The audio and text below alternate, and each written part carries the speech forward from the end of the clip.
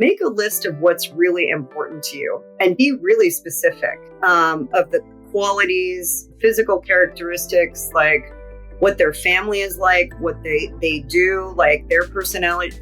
Welcome back to the Love Stories podcast. I'm your host, Charlene Byars. I am so excited to welcome my next guest to the show today. Mareya Ibrahim, also known as Chef Marea, the Fit Foodie, is a nationally recognized food and lifestyle expert, author, and creator of programs like Fit and Fab Over 40 and Eat to Thrive.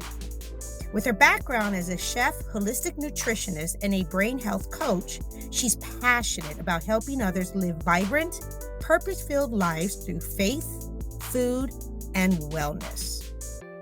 Get ready to be inspired and excited because you get to create the dreams of your heart, and age has nothing to do with it. You can create that in your 20s or in your 50s, just like me. You can create the desires of your heart, whether that is falling in love in your later years or starting a new business, just like Chef Marea created for her life. And you have the power to create that too. And remember, stick around for the tip of the week at the end of the show.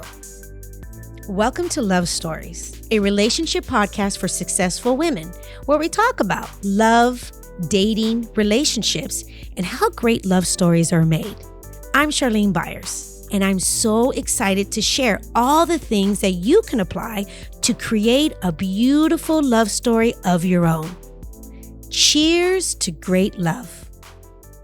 Well, hello, Mareya. Oh my goodness. So excited. Even before we get started, I'm just telling you, I am such a fan. Seriously, just your content and your background with your nutrition and how you came about. And I know today we're going to talk about a little bit of everything. We're going to talk about your love story. We're going to talk about your journey. We're going to talk about how you got to where you got, all the things. But I think I was thinking about this and I wanted to see how I wanted to start today. Yeah. And I'm very, very curious. And I know we're going to jump right into this, but I am actually really curious how the whole, what would you say, inspiration came about when it came to the shift that you started making when it came to becoming a chef, and now how you are really helping women. And I would just say, helping us women that are, I would say I'm young, I'm only 52. Yeah. But just helping me have just a different mindset when it comes to food and nutrition. Where did this come from? How did this get started? Wow. Okay. So really far back, when I was in my early 20s, I really struggled with an eating disorder, and it's a strange place for somebody who is so deeply rooted in food to have come, because, generally you would think of that as the enemy or the struggle. And I come from a Middle Eastern family where food is everything. It's like our celebration. It's what brings us together around the table. It's what we talk about. It's what we enjoy together. Like, it's just so wrapped up in my culture that it became kind of my nemesis because everybody was so consumed with it around me. So, as early as I can remember, food's always played a big role, but it was like in my early 20s that I really was struggling with this eating disorder. And it was through food that I healed. So, it kind of all came full circle when I was in culinary school and, just realized like all the heavy butter and the cream and the refined sugars and the fat and just constant like eating heavy, rich food did not agree with me.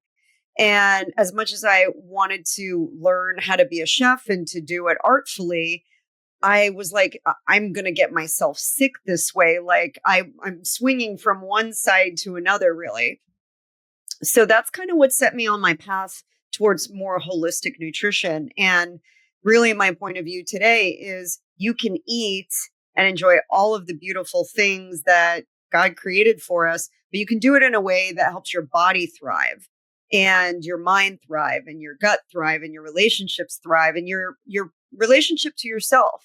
And kind of I'm really summarizing the last over 30 years, about Yeah. 33 years Yeah. now, but it started from a place of wanting to really resolve my disordered eating. Okay. Yeah, wow. That's a really touching a place for me too right now, you saying that, because I've also myself felt like it's something that so many of us women struggle with. Like Oh, genuinely struggle and with. it's not just women. To be honest, Men. the Okay. largest growing population now is teenage boys of disordered Talk eating. about that. I did not Yeah. know that. Happening. Yeah. Okay. So, I think a part of that has to do with, social media and just Okay. how we're seeing people more closely now. But diet culture is across the board, male and female and all ages. So you see the most disordered eating in early to mid-teen years. And for people that don't get that addressed, it continues, on. And sometimes people struggle with it their whole lives. And Mhm. I really see a lot of the kind of imbalanced and extreme diets that are out there a form of disordered eating. You don't have to have an eating disorder to be disordered in your perception of food. And eliminating whole foods and, food categories and just proclaiming that, like some diets now that proclaim you don't need any fiber and you can just be fine with meat. I really want to question, like, where is the logic behind where somebody arrived to this at, but there's, people have opinions and they're sharing it Yeah. readily on social media, and we have to be discerning in what we listen to for the good of our own longevity. That's wow. Absolutely. Well, you know what? That's my next question. Then take me back a little bit then. Take me back to how you grew up and what was life like when you were a child? Like when you were a little girl, did you grow up with a mom and a dad? Do you have siblings? What was that like for you? Yeah. I was born in Alexandria, Egypt, to Egyptian parents. And we immigrated to New York when I was 2. Jeez. We had a big family and left everyone behind just because my parents were seeking religious asylum and the ability to, practice openly and not be discriminated and to have a future for their kids. So, we're being Christian family in a, majority Muslim country. Okay. They landed in Egypt and they, were both highly educated. My mom was a pharmacist. My dad has his PhD in environmental science. And I grew up in New York, early years. I remember struggling. I remember, money was never a thing, that we had. And I remember always feeling a little odd compared to the other kids in school. My lunchbox looked a whole lot different than the kids. I didn't even know what peanut butter was. And my parents didn't buy all those processed snacks and stuff. I so badly wanted the cheese Right. doodles and the ding dongs and all those things. But, instead I had like falafel sandwiches and, an apple. Um, but, And after that, you're like, they're like, what is that? yeah, yeah, Yeah. nobody wanted to trade lunches with me or snacks. No, no. Yeah. Um, but those early years, I remember just a lot of conviviality in our home. My Mhm. parents would always have friends over, or we'd be going to friends' homes, all Egyptian, and every weekend would be like a party, Mhm. food and Celebratory. laughter. And Yeah. yeah, just Egyptians know how to have a good time. So every weekend was just like fun. And I never really felt for lack there. I come from my home was loving, and my parents did what they could for us, but I do remember, like, just always feeling like a little different, a lot Okay. different, I should say. Okay. Okay. Yeah. But I So also have you're a going brother, up so it's just with me a and my brother. brother. My brother's like 7 years younger than me. So there was enough in it of an age gap where I kind of felt like I was his surrogate mom in a way. Like mom would go to work and I would be responsible for him like after school and take care of him and stuff. So So yeah, so you're kind of a younger caretaker for your brother. Had yeah, that yeah, responsibility. yeah. Okay. Because my parents were So both super busy, and working. dad was getting his PhD, and mom was traveling, 30 to 60 miles a day to go to work. So I would, take care of him after school. And I remember he was like kind of like my little baby. Yeah, you little baby. But you did, but that's interesting too, because you did have that responsibility from an early age. So there Yeah. was definitely a different responsibility. How did that actually play a part in you when it came to, you being able to go out and, have friends and all those type of things? Yeah, by the time that rolled around, we had moved to Colorado. We moved to Colorado when I was 12, Okay. almost 13. And I was in junior high. And, at that point, that's kind of when I started to explore more of my freedom and, being able to go and do things with friends and stuff.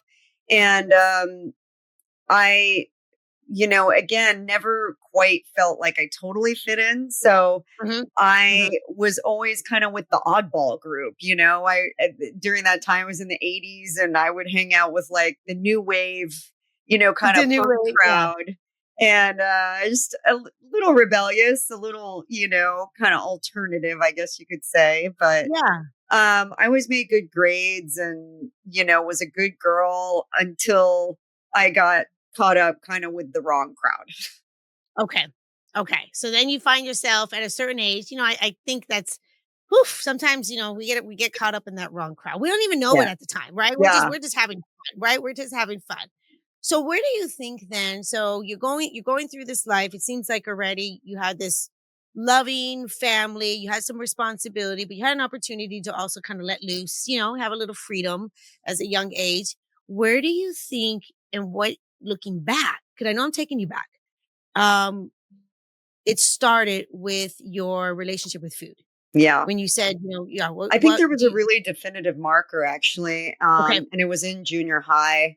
okay, I was bullied really badly. okay. The When I was in 7th grade, there was a kid in school who um, carried around a switchblade, Oh, and he would kind of flash it at people. And at one point in class, I remember him kind of like throwing it at the kid in front of him, and it missed him, luckily, but like he just like tossed it at his back. And I couldn't believe what I was seeing. I was like, that's just wrong. So I was the new kid in school, just came from New York, a little with an accent. People were already teasing me for that. But I went up to the mhm. teacher because I was taught to like, when you see something, you say something. And I was like, this kid's got a knife. Like, that doesn't Yeah. seem safe. And from then on, he took it upon himself to torture me throughout the rest of 7th grade, to the point where I never felt safe. I wouldn't go to the lunchroom to eat. I would basically starve all day and not eat until I got No. home because I didn't want to be anywhere near him if I, didn't need to be. And he would follow me home sometimes and talk to me and like threaten me and had his friends call me. And it was really like, it was a horrible year for me in so many That is ways. so scary. Yeah, yeah. And even my dad, and we talk about it now, my dad went Yes. to the school to try and talk to the principal, and the principal was absolutely unhelpful and, in fact, detrimental to the whole situation. Wow. And you want to know something crazy? Years What? later, Uh-huh. when I was in my mid 20s. So Okay. about, say 10 years after this all happened, 10 or 12 years Mhm. after this all happened, I get a call from a friend of mine that was in junior high with me. He's like, you're never Mhm. going to believe what happened to this guy. He's in prison for murder. He Oh, you just murdered gave me he goosebumps. murdered somebody. So, um, all that to say, bullies, if they're not stopped, grow up to be bigger bullies. And I was on the end of that bullying. So, I think that trauma combined with, um, just like from then, I remember a lot of unrest at home, Yes. just a lot of like not feeling safe, not feeling Yep. protected, not feeling like people really truly had my best interest at heart. I think that's where it Mhm. all snowballed Okay. Yeah. into high school and trying to fit in and still never feeling like I belonged. You belong. Yeah. Oh, I'm so sorry you went through that. I'm a mother and I can't even imagine how horrible that is Yeah, and how sad as a mom that is. Do you myself, do that now? Like, you won't I even had a allow that now. situation happen with my daughter when she was in junior high, and you better believe Really? I jumped on that one quickly. I bet So you did. we have to definitely be the shield for our kids sometimes. It's really horrific. And it was but it really was different back then. That would not be acceptable now, obviously, but back then, it was such a different world. I think about it now, and I mean, with Mhm. social media, bullying happens in so many different ways. I mean, adults bully other adults, blatantly with their comments. So like it hasn't really stopped. It just was a different form back then. And Mhm. I think the bottom line was I think it was the feeling of safety. I think that's what Yes. really got me is I did not feel safe. I did not Yeah. feel like I could go even to the lunchroom safely. I was Mhm. just so Mhm. deathly afraid that something was going to happen. And Mhm. that really kind of haunted me for, the next many years Mhm. until I could finally see the light and, follow a different kind of path for living. But, those early years, it was just like seeking that safety and that love and that reassurance. Yeah, I can imagine that. How do you think now that played a role? Like, what did you feel when it came to the matters of your heart? When it came to, liking boys and, having a relationship with boys? Where were you at with all that during You that time know, in high school? I mean, I remember kind of again, like, and I really shouldn't say like the wrong crowd. Like there were great Yeah. people in that crowd, but we were like the alternative crowd, Yeah. and at the same time, I was a good student and I was an athlete. So I played Okay. varsity soccer and, was into sports and stuff. I mean, I did kind of derail for a little bit, but got back on track. But during that time, I guess my first boyfriend, I was like 15 and a half. Okay. And how did I feel? I mean, I think I fell really hard. Okay. I fell hard because I felt like I had somebody's attention and caring and love that I wasn't quite feeling in my Okay. life. And Hmm. so that became the thing that I focused on. So when and we were together for like over 3 years actually Oh, until, really? college, the first year of college, and then everything kind of fell apart. But I Yeah. remember being super devastated because like everything that I knew and invested in was in that person. Hmm. And I think always the first love is really hard, but you Yes, it know, is. funny enough, years later, he came back to me and said that was the biggest mistake I ever made in my life because there was really like no reason for the breakup. And I was like, don't worry, I'm over it. Don't worry about that. You're like, Everything we were happens the young, way we were everything immature. happens the Yeah. way it's supposed to. But Right. obviously at the time, very influential. To have like that kind of young love that's that intense. And I think he kind of filled a role of what I was needing, and what I hadn't had. Right. What was that like that for you? Because you were already with him, for 3 years in high school, and now you're going to college and it's different, and then you guys break up.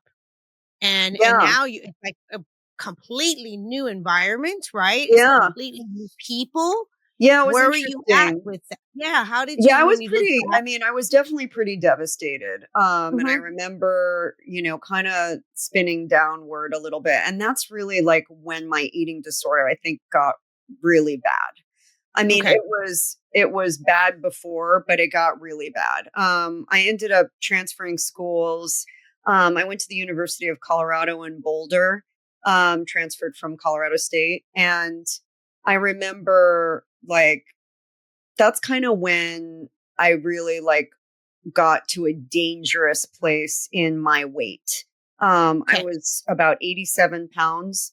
And I remember my friends around me going, you're getting really too thin.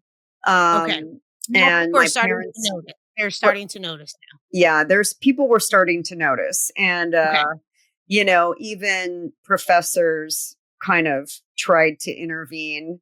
Mm. And I just wasn't having it. I was like, it's none of your business. It's my Mhm. body and I'll do what I want.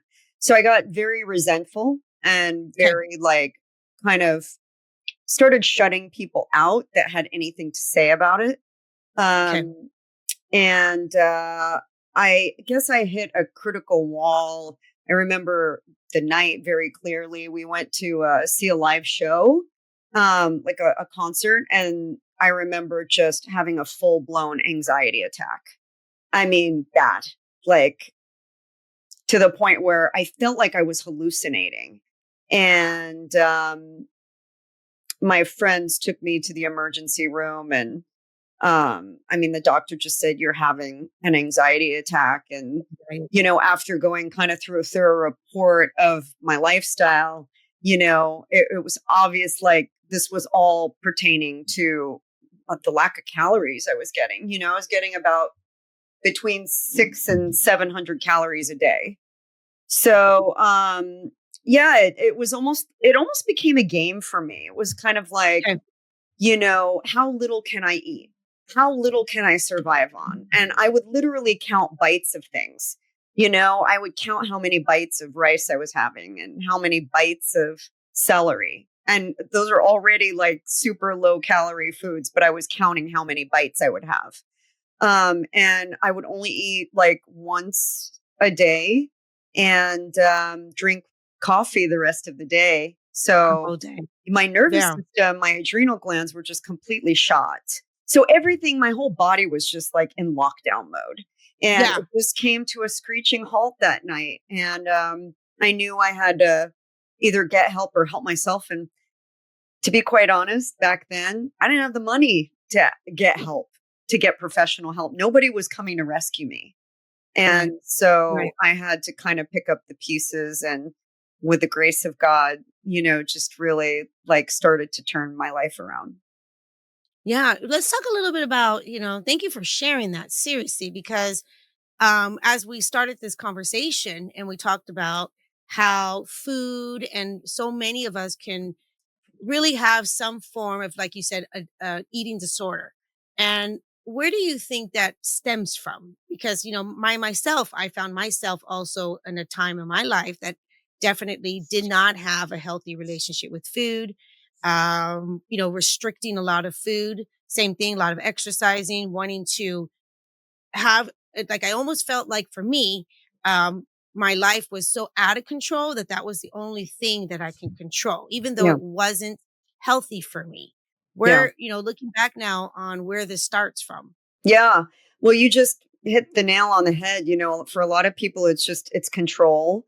Okay. When life is spinning out of control or things are out of your, you know, like circumstances just kind of seem like they can't be bridled anymore. People turn to food to manage. Also, the data shows us that a lot of it is stemmed from sexual abuse. And I mean, I don't think anything happened to me. Not that I know of. I mean, and sometimes the brain works very hard to kind of keep those memories away from you, but Yep. nothing that I know of actually happened. So for me, I think it was the trauma of what happened in school, Yes.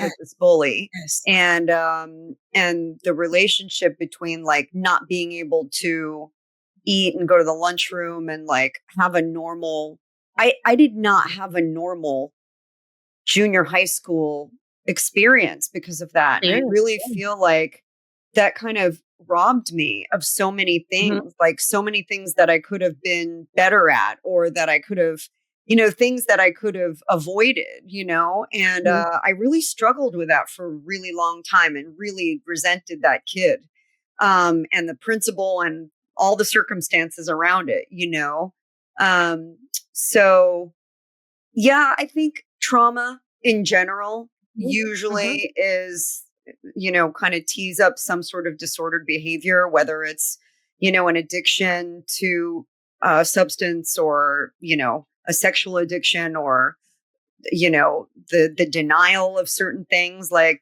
it's usually trauma that tees us up for something like that. Yeah. So you think then when that happened, when you had that nervous breakdown, that was like the first time, like, whoa, what just happened? Was that the shift that, you started realizing, okay, something needs to change here. Something needs to change here. Yeah. Yeah. I had lost myself, I had Mhm. lost confidence in myself. I had lost like what I felt like I didn't matter. I felt like I was just kind of disposable, and why should I care about myself? Nobody else did. I started along with the eating disorder. I never got into drugs. I never Mhm. was a big drinker or anything like that. Like I never abused substances, but I definitely like exercise was sort of my outlet, and I Yep. would definitely like use exercise as the thing that I would, overuse. So I was kind of like burning the candle at both ends, not eating and exercising excessively. Yes. Yeah. Yes. Yeah. Yes. I don't know how we do that. That is just fascinating to me because I found myself in the same not a different story, but I literally at one time in my life as a woman, also I found myself just really not having a healthy relationship with food and completely pretty much not eating and but exercising to the point it was just over the top. I Yeah. would just remember that was my go-to. It was like, "Well, gotta go work out, gotta go work out." And I always felt like I just couldn't get enough. Like I couldn't get enough. Yeah. And but that also put me in like in a spiral place. That put me in a spiral place.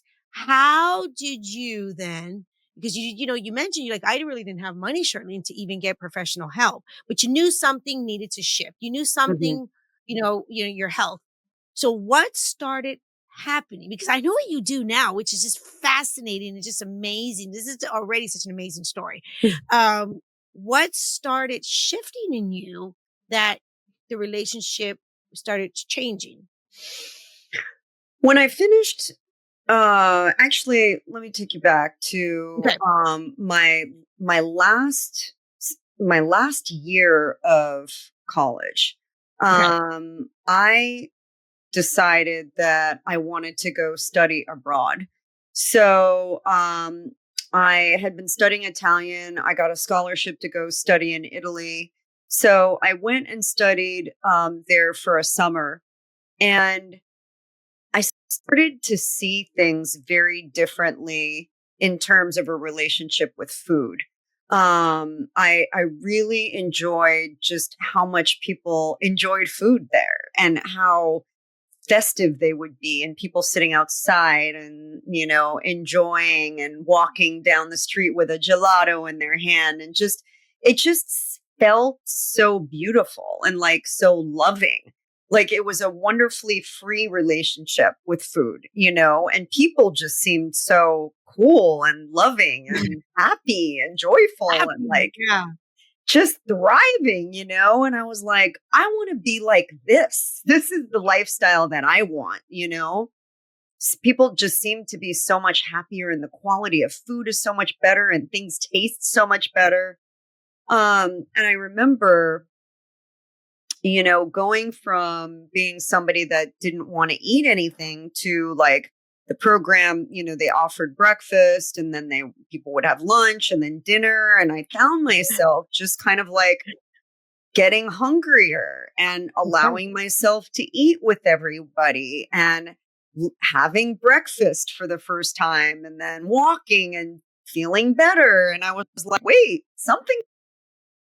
It truly was the fact that I was like, I was finally letting myself live, was finally letting myself like enjoy and Wow. not feel the need to restrict so much. And I ended up just kind of coming back a new person. So much Okay. so that I did that summer, and then I went back the next summer.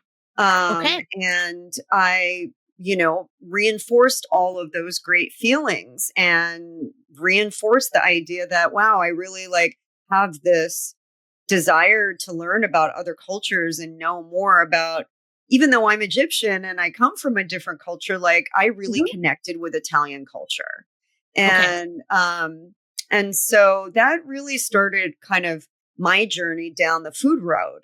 I Okay. ended up when I graduated, um, about a year after I graduated, I started working for a chain of natural food stores in Boulder, and really, really enjoyed, the environment of the stores. It very much embraced like the old world kind of way of shopping where we would source locally grown, produce and, sustainably raised meats and seafood, like everything that now about sustainability, we were doing 30 Wow. years ago. And Dang, that's so they were cool. really one of the biggest innovators in that whole space called Wow. Alfalfa's Markets. And Okay. so just working there and being like I was the assistant events manager and helped to, execute these big events at the store and tasting events and demonstrations where we would cook different dishes and show people how to cook. And I worked with vendors and brands and learned their stories and learned about their products. And then I became responsible for our monthly magazine. So I started food writing and doing art direction. And, all of that just kind of culminated in this like love for the art and the story of food.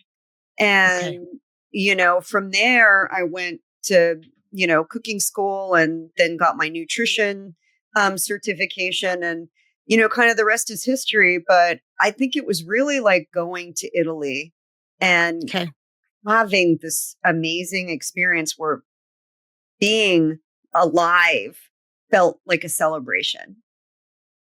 Yeah, you had to like literally have a completely different experience to be able to like shift into something completely different. Because Yeah. that's interesting that you said that because I can imagine if you kept doing the same thing that you were doing in the environment that you were in, how much more harder that can be to really look at things like, okay, this is not everything. This is like, I feel like we get ourselves stuck in these hamster wheels, right? We get our stuck in these patterns and doing things a certain time. I mean, what a God sent for you to be able to take that opportunity. And there was something in you, like, I needed something differently. Wow, that's powerful. Yeah, I That's mean, really I it powerful. wasn't necessarily what I thought I was going to get out of it, Yeah. but I ended up getting something different than I Mhm. really went for. And when I reflect back now, I mean, it shaped so much of who I am and Mhm. my love for travel and learning about other cultures and, other foods and writing about it and interviewing people and learning their stories. These are all like the things that are the nearest and dearest to my heart. My dream is to have a travel show, where I can literally do that and interview people and bring those stories to the surface. But I do that in my regular work, Mhm. through the magazine that I write for, along with, my podcast and my blog and stuff. But I think what shook me up was really seeing that food is not the weapon. Food is a means. Food is what is supposed to help you thrive. And that means you can also eat gelato, and you can also eat the pasta, and you can also eat the bread. I mean, people there are, by and large, not heavy, Really? and Yeah. people walk a lot and they're Yep. convivial and they enjoy, like, you just see like everything is quality. So what I learned was you don't need to have a lot. You don't need to have like, yeah, and you don't even need to say no to certain things. Like you can kind of Okay. have it all. It's just really Wow. more about like having the quality and having the balance. And I still live that way.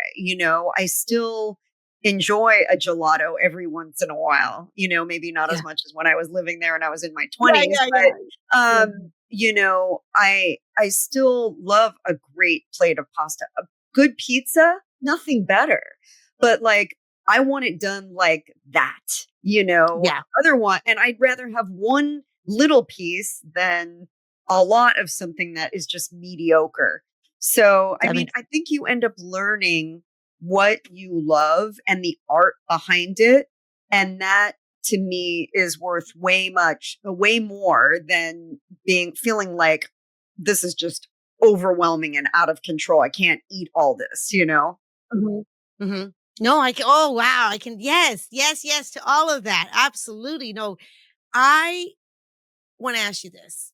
When you were going through, this process and this journey of discovering and really understanding yourself and getting to know yourself, and we talked about you had this boyfriend in high school, and then he broke up you guys broke up in college, and then things kinda took you to another place and you went on your journey. Where in all of this did you end up, really finding your ex-husband? Because I know you were married before and you have children. How like how did that all play a part in that journey? So when I graduated from college, Mhm. and started working for Alfalfa's Markets, I Okay. was in my, let's see, I had gone to work there. I left to go to cooking school and then I came back. Okay. Okay. You came back. And came and ended up moving to San Francisco with work. And I was at the time about 26 years old, 27, something Okay. like that. You're And moving to San Francisco. yeah, in San Francisco, because they were opening up new stores there. And I ended up meeting my ex husband like maybe 4 or 5 months after I moved to San Francisco. He was a friend of somebody that I had done some work for. And it's interesting. It was kind of like, one of those things where like it's a friend of a friend. So you just kind of like, Okay. Yeah. it's like they're pre-vetted, you kind of immediately think like, okay, well, yeah, I'll go out, for dinner He's with this fine. person. Why not? Yeah. Yeah. But it was definitely nothing like love at first sight or, oh, if I'm being truthful and fully transparent, like he kind of annoyed me on the first date. Like I thought he was kind of like a little bit egotistical and selfish. Um, but Yeah. circumstances just sort of like line themselves up. And listen, Mhm. I think everybody matures at a different clip, right? Some people meet the love of their 100%. life when they're 18 and they stay together forever. I Yep. was a late bloomer in terms of maturity and self-awareness. So I think Same. even like in my mid 20s, I really didn't know what I wanted. I thought I did, but I Mhm. had just been like this kid living this fun life, working for this company, traveling, living in Italy. Like life was fun. And then Yeah. I thought I Yeah. was ready for a commitment and to settle down because in Egyptian Yep. culture, everybody's like, well, you got to settle down. Like, Yeah, if you get you're getting married too old. You're like, late, "I'm only like the 25." trains left the station kind of thing. But I probably wasn't ready, to be Yeah. honest. I wasn't really Okay. ready for that. And so, I ended up kind of maybe shortchanging myself a little bit. But that said, I don't regret anything because I wouldn't have had my kids, and my kids are like Right. Yeah. so important to me. Yep. Um, so it's kind of like one of those things where, it happens and you look back and you go, I probably should have done this differently. But at the same time, like I wouldn't go back and change it. Exactly. Yeah. I got that. I got Yeah. that. So you meet the guy, and then obviously you guys get married. And how long were you with him? 7.5 very long years. 7.5. And how many children did you have? Two. Two kids. Okay, you got two Yeah. kids with him. Two So you're in kids. this marriage, and you were just telling me before you got into this marriage, you're a free spirit now. You're having this, you have this job, you're traveling, you're doing all the things. So you were like, for yourself as an individual person, you were in a great place. You were in a good place. You're like, okay, okay. But then what happens, ladies, and men, seriously. And a lot of times, either your culture or the way we grew up, and society starts playing a part in like, well, we got to get married. We got to get married, do this. And everyone has like these ways that they think that we need to do things. So I totally see that. That was me too. I get that. That makes sense. But now you're Yeah. in this marriage and you have two children. And of course, you're happy, you love your children. What was it? How did you know? How did you know, girlfriend? Like because that takes a lot. You're in this marriage. You just said it was a really tough marriage. What was the change that you knew, okay, this is not, I can't do this anymore? Was it you or was it It was him that made that alcohol. I decision? Or mean, you it think was it was alcohol both? is what it It was. was alcohol. He was an Okay. alcoholic. So, it was alcohol. I Good. mean, he chose Yep. alcohol over his family. And, Yeah. you cannot change an alcoholic. You can only try and I identify the issue with them, lead them down the road, but they have to take the next step to decide if they want to really Correct. fix themselves.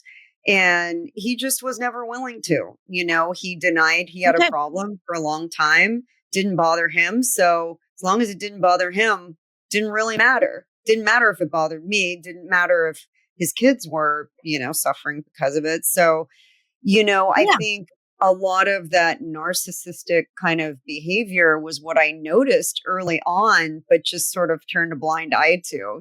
I just kind of like Mhm. would discount it or would glaze over it because I'm a nurturer. So I kind of over nurtured for every inefficiency or every like bad behavior he had. And that kind of got me to a place where I couldn't deal with it anymore. Like it was just so bad. Yeah, it was bad. Okay. So let me ask you this. So after you got a divorce and obviously you go through a divorce and there's a lot of moving parts in divorce, I can only imagine. And overall, what would you say with your divorce? Did it go pretty quickly or do you think it lasted for a while? What happened there? I mean, in hindsight, it feels like it took forever. But I think the part that took a long time was really just the reckoning that it was over. Trying to give it many chances and, trying to be a good Christian girl and give it all that I could. And tried to go through counseling and stuff. But I think once the decision was made, it kind of went quickly. The only, the part that's always challenging is the custody part because I felt Yes. that, the well-being of the kids meant that they really needed to be in my hands because if he's drinking, then that's going to be a problem. And everything kind of really came to a head when he was arrested for a DUI on his way Mm. to go pick my son up from daycare. So that's when I So went to battle. actually, that's wow. So actually going to pick up the child. Yeah. Wow. Yeah. And so that's really when I went to battle and took the gloves off. I was not going to be amenable to shared custody anymore. And, after I got full custody, he ended up getting another DUI. So I think all that to say, like, I think you can do as much as you can, but you can only lead the horse to water. You can't make them drink, um, or not drink. And so it really was a situation where I had to make some choices for the well-being of my kids, maybe even Absolutely. more so than me. Yeah, absolutely. I mean, if you're in a situation like that, I mean, it really does come down to the safety of your children. Yeah. Absolutely. And how in the world can we, expect if someone truly is an alcoholic to be able to take care of our children and to keep, them safe? That's just not going to be happening. That's just not going to be happening. So that was something I'm sure was really powerful for you to go through because I can only imagine as a mama bear, you were like, nope, not happening, not Yeah. happening. So Yeah. what ended up happening? Were you able to get custody of the children for a while Mhm. and keep them with you? Yeah. Okay. Yeah, I did. Okay. Okay. So then you go through this really tough time. And I tell people all the time, I said, listen, it doesn't even matter. Divorce is hard for so many reasons. Divorce is hard. Yeah. And when we go through divorce, it changes us. It genuinely changes us. And regardless if we're the ones that left the marriage, if the person left the marriage, and especially if we have children, especially if we have children. So now you find yourself, you are a single mama. How old were the kids at the time, girlfriend? Luca was basically a year old, and Okay. when we separated, so by the time it was all done, like a year later, he was 2 and Sophia was 6. Okay. 2 and 6. So they were young. They were pretty young at the Yeah, time. very young. Okay. Now, what were you doing at the time for? Were you working? Were you a stay-at-home mom? What was going on with you? No, I was never a stay-at-home mom. Okay. We were a 2-income household, had to keep it that way. And I was working for an event marketing company. I was the vice president of client services, and Okay. realized, I was holding a high position, and it was going to be really tough to kind of maintain being a single mom and, Yeah. working 60 hours a week, and traveling many weekends. Wow. So I just started kind of really evaluating what should I do. Was really like, you know, introspective about what the next chapter could look like. And I really, felt like this was the moment that I needed to step out and believe that I could be an entrepreneur, because I've always had an entrepreneurial side to me. When I was in Okay. college, I put myself through part of college, designing and sewing hats on my sewing machine. So I've always had that kind of like in me.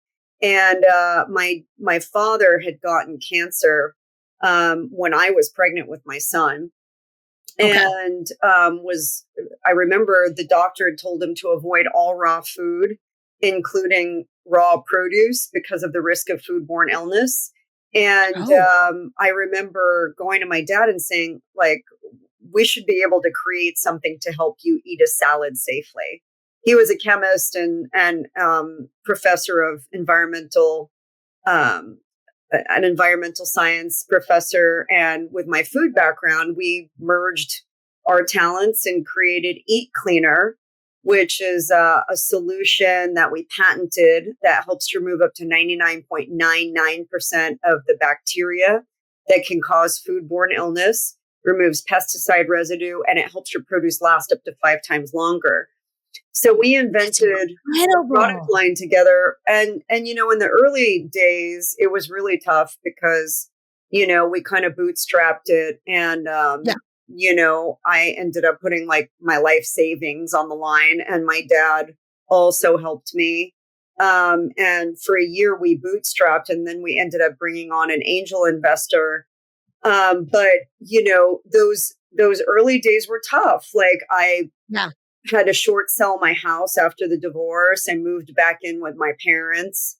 Um, And I then you're dealing with your father, what he just going through, and then or he went through, and then now you Yeah, guys are I'm probably just 24/7 trying to figure out this product Yeah. to, get it up in the market. But I Oh had my goodness. energy. I had the energy to do it, Okay. and I was kind of building the plane in what I call the night shift. I'd go to work all day and then I come home and feed the kids and then work like from 10 to 2 in the morning and do it all over again and until I finally resigned and decided to dedicate myself to it full time. So I think, a lot of people thought I was crazy, including my parents, thinking, why would you leave a full time, job with benefits and everything? And, I don't know. I just felt the tap on the shoulder. I believe, that sometimes there's things that we do that don't make any sense, but the timing is the right timing because it's ordained for us. So I went with it and I've never looked back. See, that's so powerful. I think so many of us, and I believe a lot of our listeners too, because we have, the women that are listening are either, and we have men listeners, of course, but, majority are either obviously, single or they're married. So we kind of pretty much have both.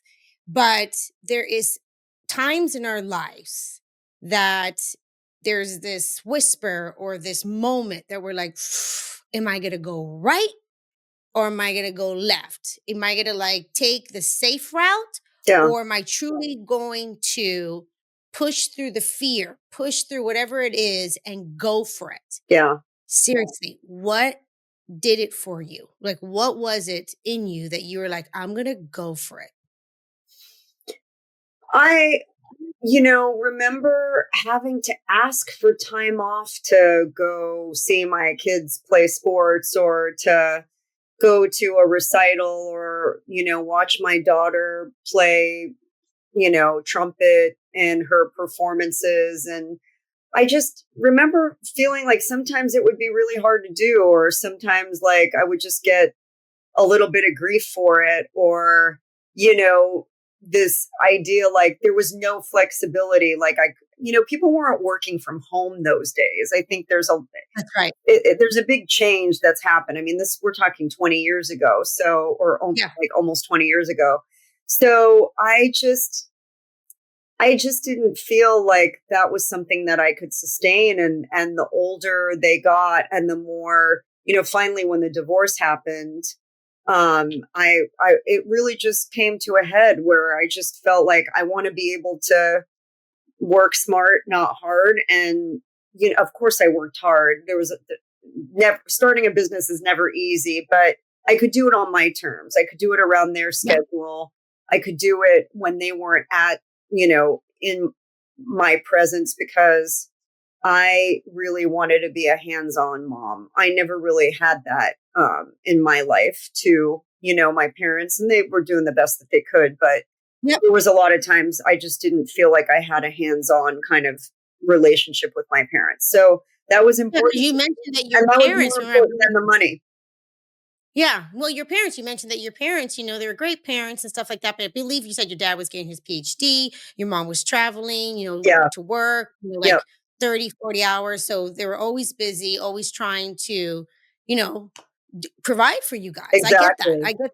Yeah. Yeah, they So, worked but you were really in a hard position. and they were immigrants and they were just trying to make the best for us. So I was really fortunate in that even though it was a tiny little place that we ended up living in, I was really fortunate that we could at least share the space, and move back in with them until I could get myself back on my feet, which I did, within a year and we moved out and got our own place. Yeah. And you know what I love too is that when you have been sharing your story today and you've been talking about how, pretty much how you grew up and how you had this from a very early age, in junior high, you had that bully that you really believe that really, kind Yeah. of changed the way that you felt with safety, and that really played a part in food. And you were, talking about earlier when we were talking about how you didn't want to go to the lunchroom, and how when you met your ex-husband, it was kind of like, somebody knew somebody, and you're like, okay, it wasn't like a completely stranger. It felt a little comfortable. And I remember when you said, oh, I thought it was so funny when you're like, yeah, the first date, you weren't really, he was kind of a cocky guy. Yeah, you weren't crazy about that. Yeah. But I get it. I get it. I Yeah. think a lot of us, a lot of women can relate to that Yeah. it's just, we just kind of do what we think we need to do, and we just kind of fall into these patterns. Yeah, I But mean, I deep think part down, of that, to be honest, tell me. was a Yeah, little tell me. bit of just insecurity, you know? I mean, I Yeah. think when you don't value what you bring to the table, then you end up settling, you know? You end up kind of saying, well, it's good enough instead of holding out and really being like, I do deserve better and should value myself and I should hold out for the things that mean something to me. So I think that compromise that we often feel that comes out of like this thing that we sense like, oh, the clock's ticking, like time's wasting, I better do something is really false. It's a false narrative. And nobody knows what that timing is supposed to be but God, So Oh God, no, I that's think so true. the more we hold out and wait for his timing, the better. That's so real, because I know that we're going to get into the second part of the story, because I know you're remarried now and all this stuff. Let's go there for a second. Yeah. So you are now at a time in your life, um, truly, going and creating this amazing product, becoming a very successful woman in the sense of, having this product and getting into what you do and just thriving in that way. Even though I know it was hard and it took a moment and you got to build it up, and now it's moving, it's going, it's going. Where was your dating life during this time? Was it existing a little bit or non-existing? And what was it that you were looking for or not looking for? Were you Yeah, I open mean, or not open? I dated for sure, and I had a few relationships along the way. And none of them were meaningful. None of them were right. They were Okay. all just sort of a band-aid again, like just trying to kind of fill a spot that was left kind of wide open with the divorce. And I think with this feeling like, wow, like that crashed and burned. And so, at the same time as my workload got busier and I was doing more things, I was on a show called Recipe Rehab that was on ABC for 2 seasons. I, wrote 3 books. I participated. I was one of the signature chefs for the Daniel Plan. Like I got busy. And Wow. as I got busy, my tolerance and my like space for nonsense really grew very small. And so I think that was a good thing because it kind of just like refocused me to think about the important things versus just like filling up space. Um, and I guess my BS filter kind of got really tight, like I just didn't have time for it. And I wasn't going to mess with like, if I went out on a date and it just didn't feel right, I would leave. I wasn't going to be this person that would spend hours and hours just to be nice. Like that's not good for anybody. So I remember I had a couple friends who were sort of like my lifeline, and Yeah, yeah, yeah. I love these and they girls. would Yeah. say like, "You're going out. Let me know where you're going." And then, Right. if you just need somebody to rescue you, just text me and let me know, and I'll call you, and you can act surprised and act like you got to leave, and I did that a few times. I I mean, I love it. showed up for one day and I was literally there for 5 minutes. I was like, this is not happening. Like, I got catfished so bad. Totally. And so that I was out within 5 minutes. But, I think when I finally met my husband, when I met Gabe, which was kind of funny because we met on an online dating app and I had signed up for a month. I was like, okay, this is the last straw. Like, if I'm going to do this, I'm going to give it 1 month. And then if I don't meet anybody, I'm off forever. Like, I'm done. I was so like over all the bad first dates. And I think I had like 2 days left or 3 days left in the month. And he reached out to me and he lived like 86 miles away. And, Oh, if you live in Southern California, you live 86 miles away from somebody across the 405 and the 101. so Chances far. are you are not doing it. You might as well live in New York, and get on a Yeah. um, Yeah. so I was like, oh, I don't know. This seems like he's just way too far away. Right. Right. And Right. Right. he was really sweet and very cute. So he messaged me and he's like, listen, he goes, I will come to you. I'll come up to Cool. Orange County, which is where I was living at the time. And we ended up meeting and it was great and it was awesome. But like, to be honest, wouldn't have driven, the 86 miles to go meet anybody for a first date. Like, Right. no Right. Right. way, Right. you Right. know? So, Yeah. so that kind of just, showed me at least this person's got, you know, like they're going to take the first step. They've got like, they're not lazy. They're going to do it. And we just had a lot in common. We had, our faith in common. We were both single parents for 13 years for the same amount of time. And we Because both at this time when you met him, how long were you? What did you say? How long were you already single? 13 years. 13 years. Okay. So now you are 13 years single. You have a full career, busy woman on TV, books, you naming it. And you've been dating and it's like, not so much. And let me just say something for the listeners right now. Let me tell you guys something. When it comes to online dating, and I also just had another show recently about online dating. The lady that I interviewed is I call her the dating queen. She has a very popular podcast with like 2.5 million downloads, and it's just all about dating. And she did a poll, and they did a poll about online dating, and she said within the last people in the last 5 months, how did you meet your if where did you meet your person? And 76% met him online.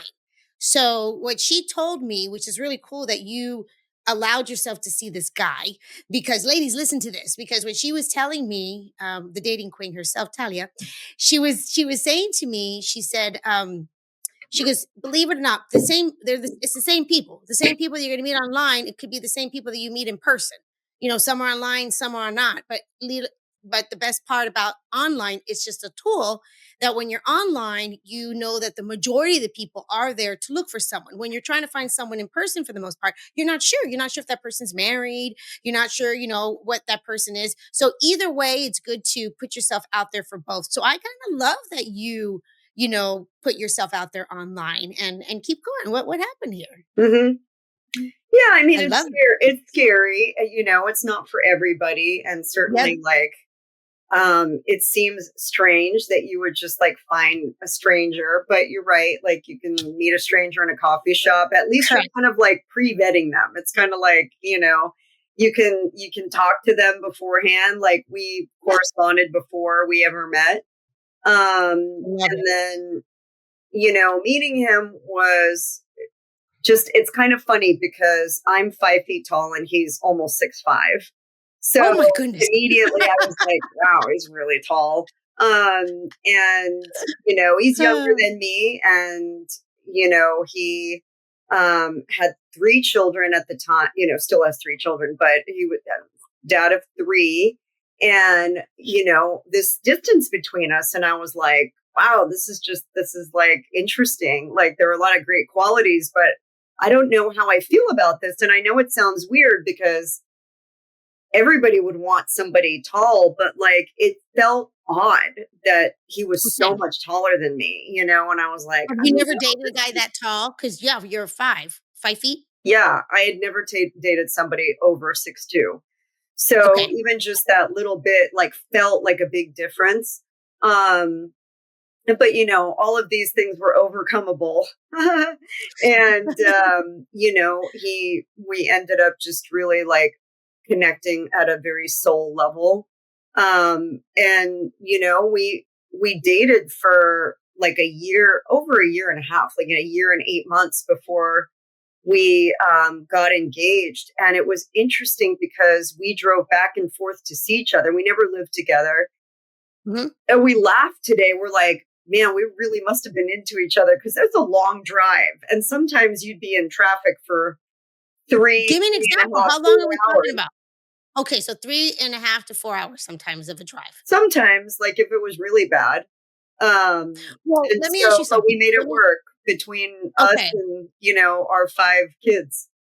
your 5 kids. Well, let me ask you this though. When you first started getting to know him, and like you already said early on that you were kind of open to dating, but there wasn't really a person that you really wanted to date long term. Like there was always kind of like, whatever.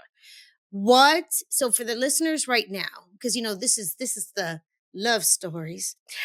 For the listeners right now, and you honestly being a single mama, like I just said earlier, Yeah. being already single for 14 years, girlfriend, and when it comes to your career, all that, you're jamming, you're happening, all that is great.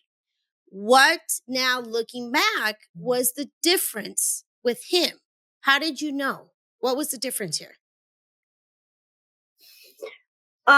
It was number one, we could really like communicate on a level that,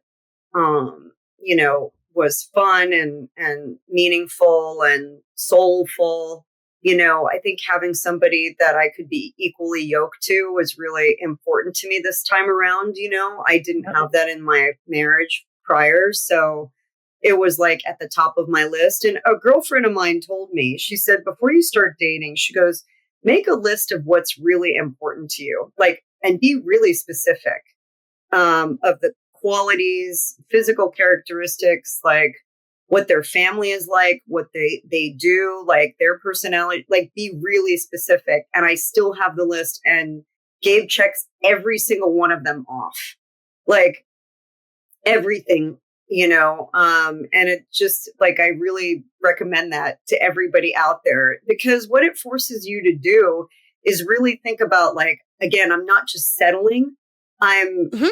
I am valuable and I want to be with somebody who who like really meets what I'm looking for, and we should all feel valuable, and value those characteristics in our significant other. No, I So, love that. I love that so much.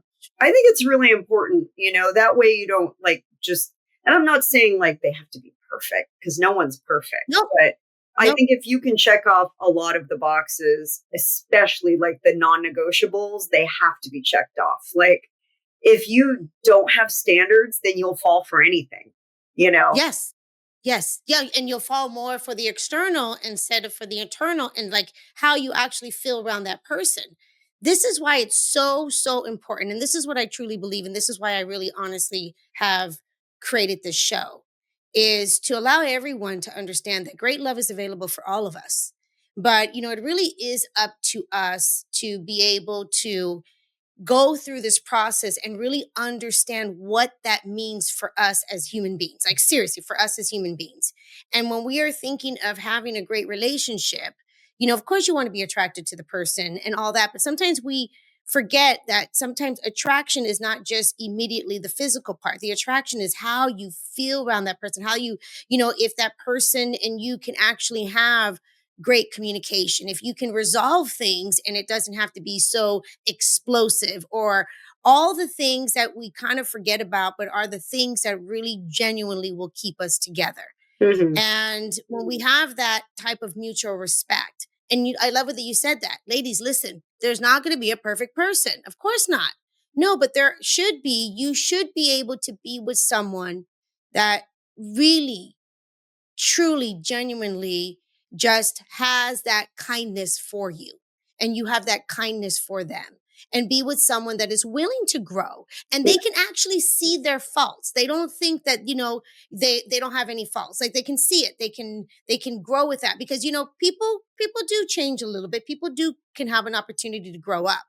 But it seems like with this guy, with your husband, it seems like with your husband, things were already from the beginning. And to me, when things are easy, not easy in the sense of, look what they had to do, you guys, they had to drive 4 hours. That's a lot of driving, on a weekly basis, or how often you guys saw each other. But when you guys were together, what I'm hearing you say, it just felt different. You guys had better communication. You could be yourself with him. How important is that? Mhm. Yeah, I mean, it's really critical. And really, like, we've grown a lot together, and we have our moments. Like, Yeah. it is not without complication. I mean, the first No. year of marriage, was the year of the pandemic, and Oh, within 3 goodness weeks of gracious. getting married, we were locked down. So, it was a lot. And a lot of challenges. And, I think for some people it could have broken them. But Yeah. we believed that when we got married, there was no escape hatch. There was no like D word.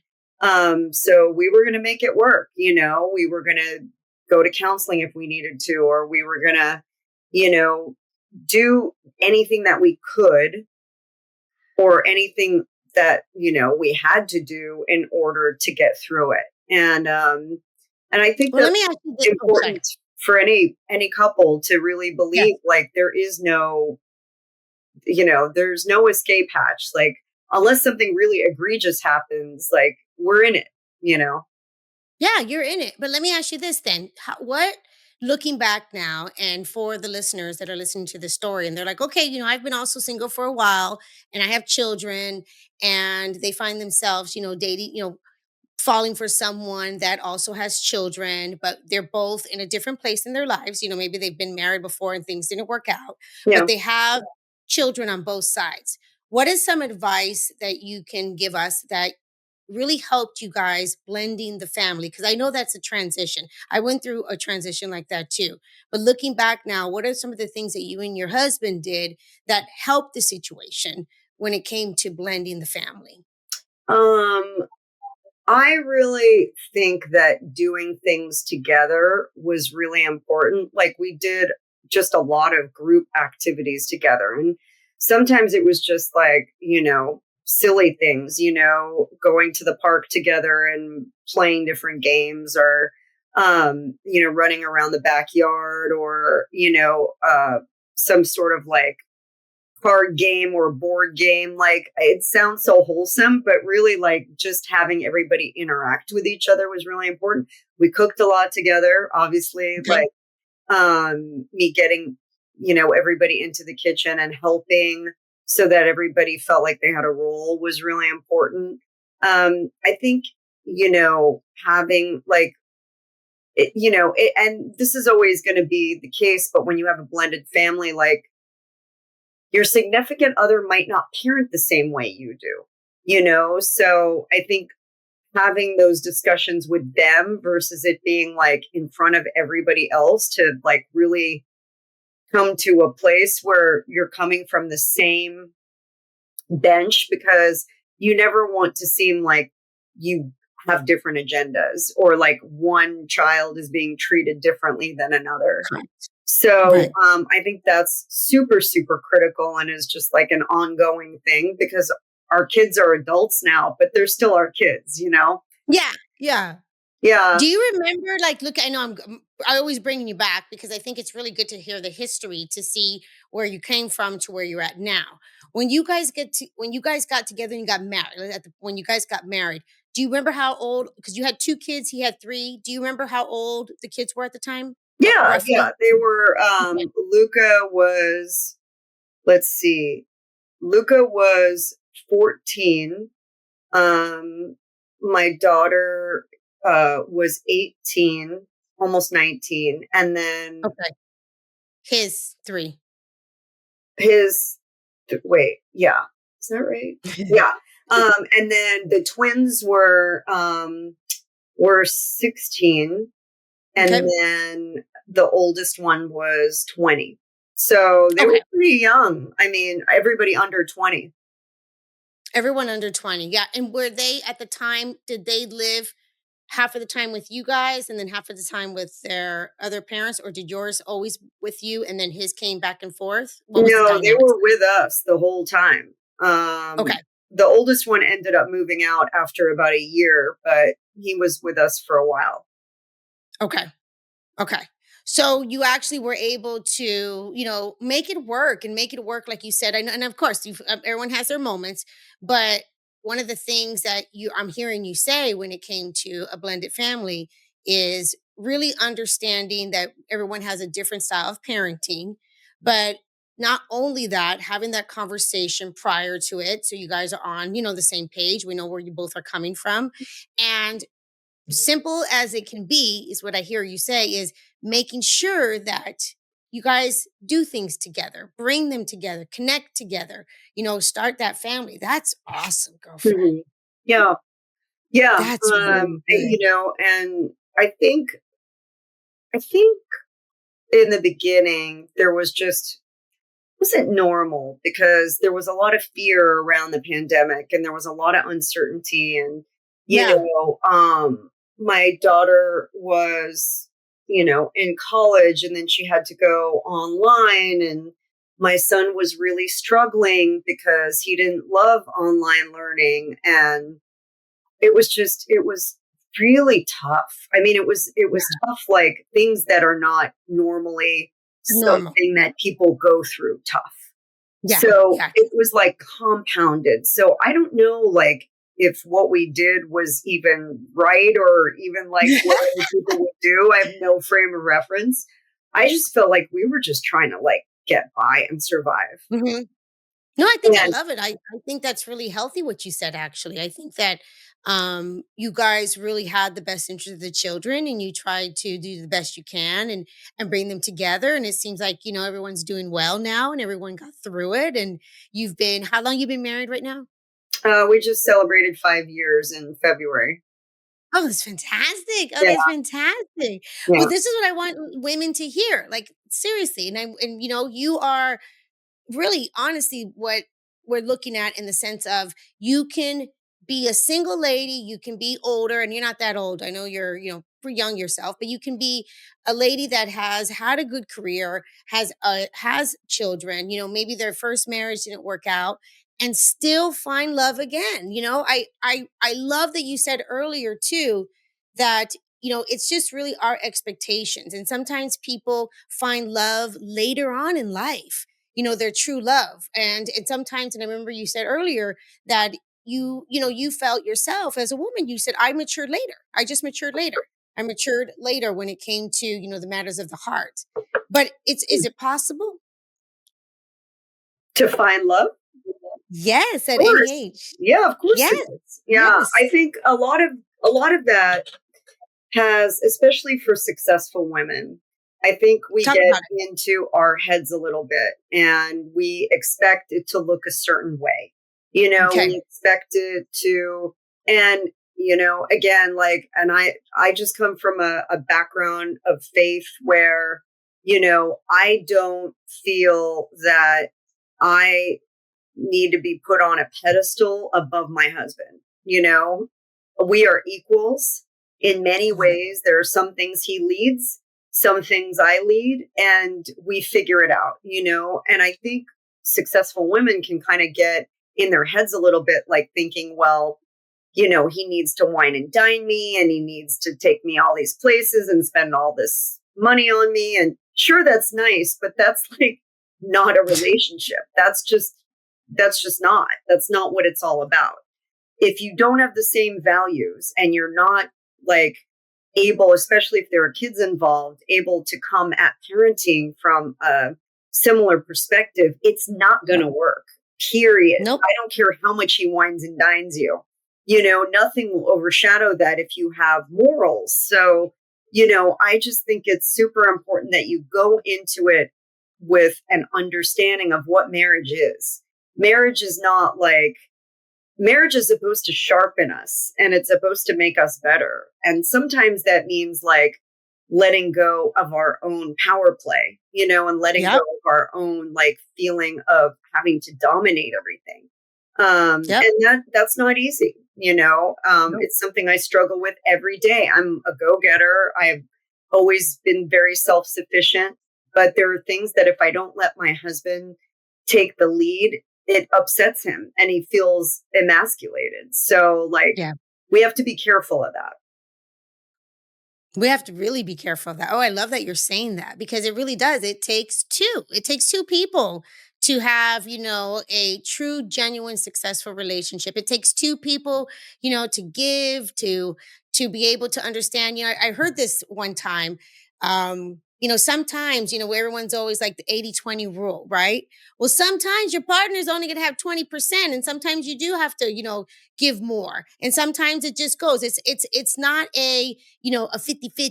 I always say it's a 200-200. It's a 200-200. Mm, And you look at it like just like how you said it. That's so powerful yeah. because it does you can still be, ladies, you can still be an independent, look at her, an independent strong woman that has a career and has done all her things, but she's also learned how to humble herself down, and that ego will really get in the way. The ego always is telling us that we're right or we have to have things a certain way. Yeah. And when we realize, right, when we realize, oh, calm that ego down, Yeah. and you can actually find yourself having in a really great relationship, a Yeah. truly great relationship That's a in big the end. one. The ego is a big one. We have to rein it in. Rein that in, the ego in, and Yeah. especially for us successful women, we're like, and successful men too, we have that ego that gets in the way sometimes. Yeah. But it seems like that you guys really have, figuring it out. And how is life now?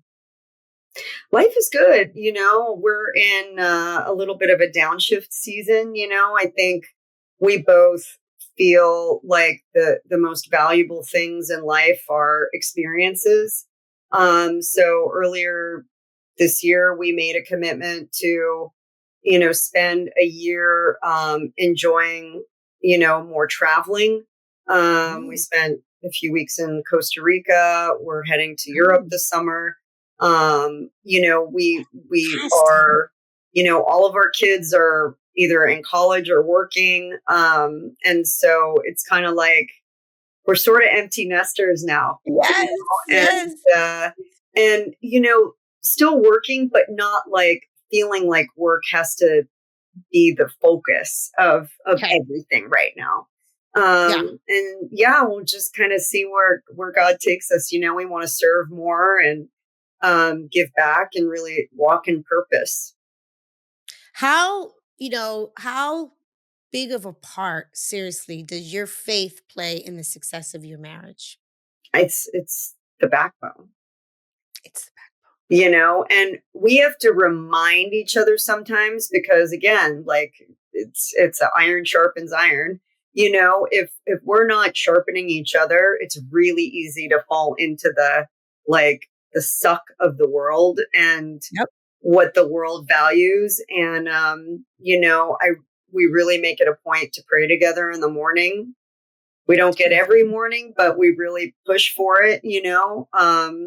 And I just find like it's like my oxygen, and it gives me, it humbles my ego and gives me the grace to be able to deal with things when I know I'm right, but I don't have to be right. Right. Right. Oh, Yeah. it's so beautiful. I feel the same way. I feel that, my faith in my marriage is really the center of it all.